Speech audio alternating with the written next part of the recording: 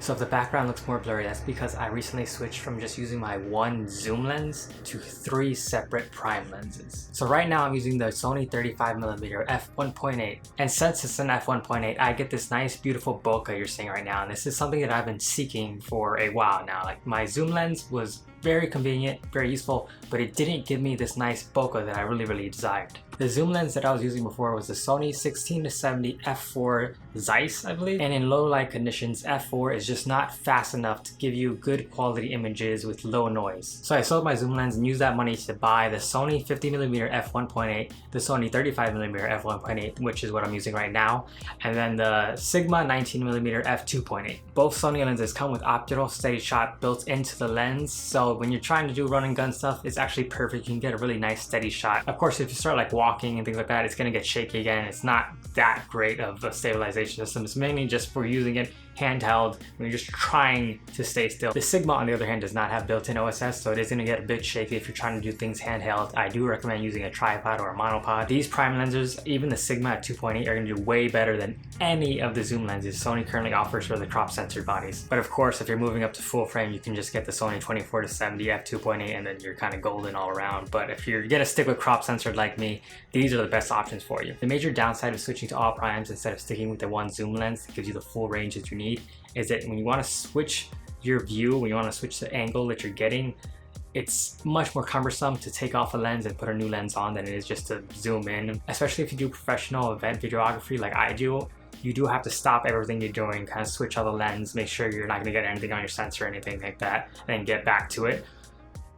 It's a bit more of a hassle, but at the end of it, you're getting such better quality. Like, you're getting much less noise, you're getting way better bokeh. I know personally I was really hesitant to switch over to primes, especially having been a prime user before. I had a Canon setup before, the Sony setup, and I only had prime lenses. I didn't have any zoom lenses at all. I never even had a zoom lens for my Canon setup. And while the quality was amazing, the convenience was terrible, and eventually that did get to me. Eventually I just got really annoyed of having to carry on all these lenses and having to switch out whenever I want a different angle of view, especially if you're traveling. If you're gonna be traveling a lot and you just want something to take with you on the go, stick with the zoom lens, because prime lenses, although they're gonna give you better bokeh and less noise, you're gonna sacrifice convenience again, and then you're gonna have to think about, oh, I have to carry all these extra lenses with me on my trip, and I have to switch out whenever I want to get a different angle of view. Is it really worth it? Especially if you're not gonna do any professional work, it's just for your personal enjoyment.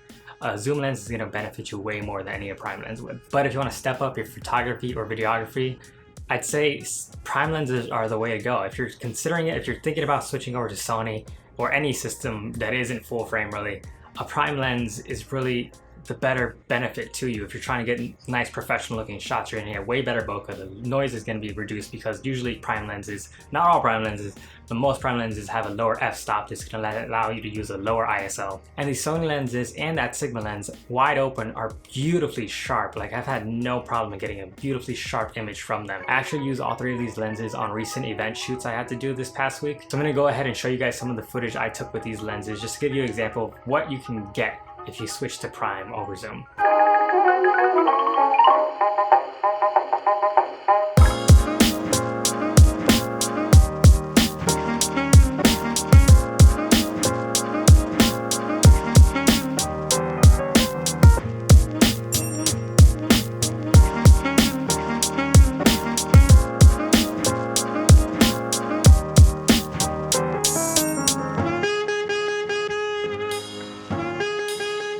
So as you can see, the images you can produce with these lenses are amazing. These are images that I just could not produce with my old zoom lens, and it was just primarily due to the slow f-stop. Unfortunately, unlike Canon and Nikon, Sony has yet to produce a nice, fast zoom lens for their crop censored bodies.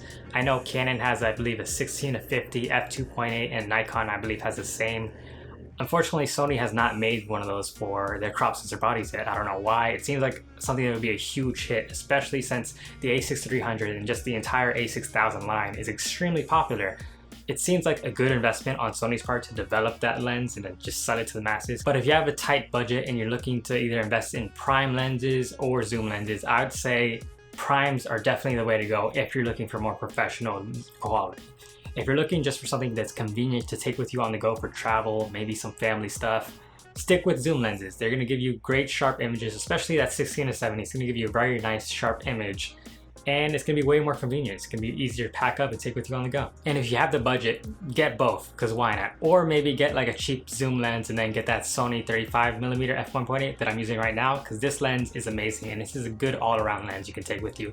On the crop sensor, it's acting more like a 52mm, so more general purpose lens, and you're still gonna get that nice 2.8 worth of bokeh. But let me know your thoughts. What do you prefer to shoot with? Do you prefer to shoot with primes or zooms, and why? Do you just like convenience over quality, or do you like that beautiful quality and you're willing to sacrifice some of the convenience factor of having just an all-in-one zoom? And if you enjoyed this video, maybe consider subscribing. That'd be really cool. I'd really appreciate that.